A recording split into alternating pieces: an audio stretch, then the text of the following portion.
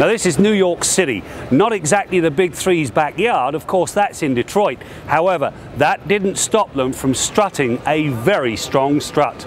What is there to say about the Jeep Grand Cherokee Trackhawk? I mean, this thing's got 707 horsepower, it's got a modified 8-speed automatic transmission, and it drives all four wheels, which actually gives it some off-road ability. But forget that nonsense, this thing's all about speed. It'll get you to 96k in 3.5 seconds, and according to Ralph Gilles, well, when you nail the gas pedal, it makes your spleen hurt.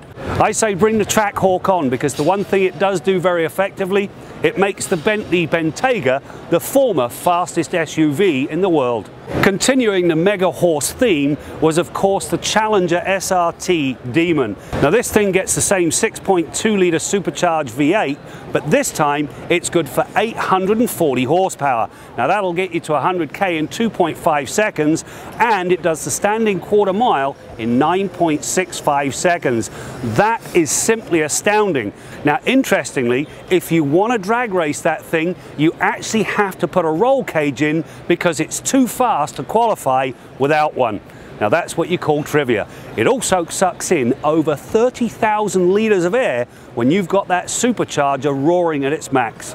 Now Buick is set to expand its Regal range with a hatchback and an Outback wagon called the Tourex. The Tourex is not coming to Canada, thankfully, because when you think about the typical owner, well, they're hardly likely to go out and run in the boonies, so why bother? Lincoln pulled the wraps off the new Navigator, and it was long overdue because that thing's been around unchanged for almost a decade.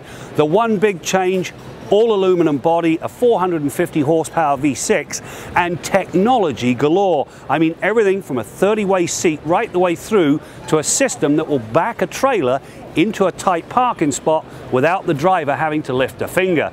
The irony in all of this? Well, of course, it's aimed at people like me, 1 foot in the grave. Do I want all of that technology?